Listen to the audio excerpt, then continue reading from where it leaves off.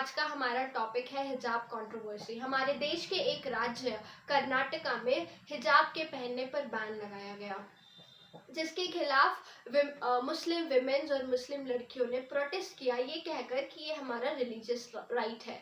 और उसके खिलाफ कुछ ऑर्गेनाइजेशंस ने या कुछ लोगों ने प्रोटेस्ट किया कि ये बैन हो जाना चाहिए, and they were wearing some saffron colour dresses and they were protesting कि ये बैन होना ही चाहिए। And they started stone pelting, they started harassing, they started some sloganeering they started. So ये सब होने के बाद क्या आपको लगता है सही में हिजाब बैन होना चाहिए? क्या ये हमारे किसी कॉन्स्टिट्यूशनल राइट का उल्लंघन है?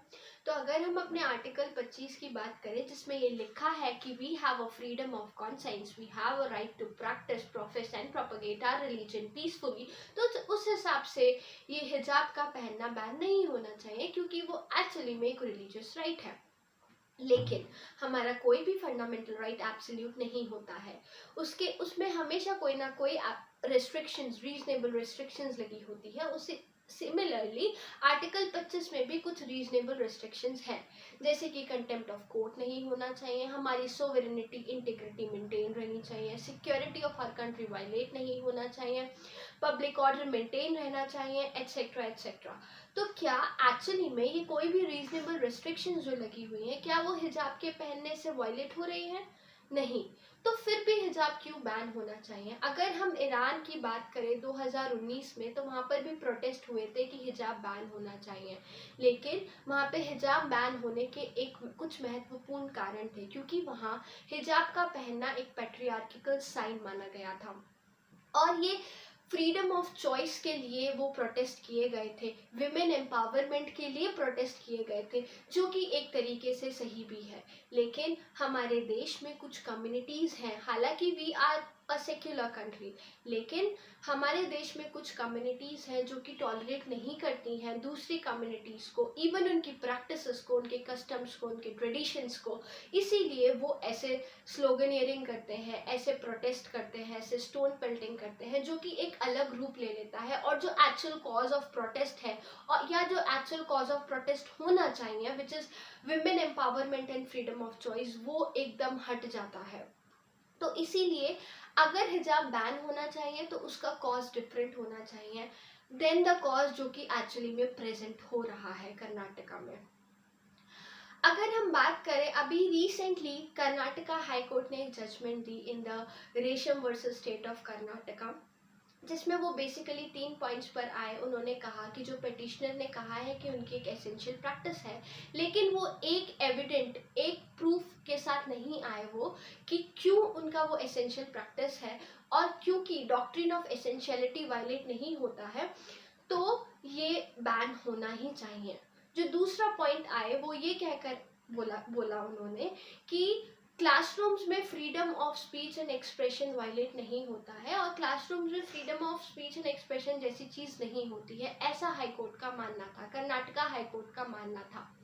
जो तीसरा पॉइंट वो लेकर आए, वो बोले कि ये स्कूल्स में, जो भी स्कूल्स में एक यूनिफॉर्म बनाई गई है, जो कि एक स्टेट गवर्नमेंट ने लॉ पास किया गया है, तो ये सिर्फ हिजाब के लिए नहीं, बट कोई भी और रिलीजन जो ऐसी प्रैक्टिस को अडॉप्ट करता है, वो हर उन प्रैक्टिस को बैन करता है जो कि वो स्कूल्स में प्रैक्टिस करते हैं या कॉलेजेस में प्रैक्टिस करते हैं, क्योंकि वहाँ पर एक यूनिफॉर्म है जो कि स्टेट ने एक लॉ पास किया है।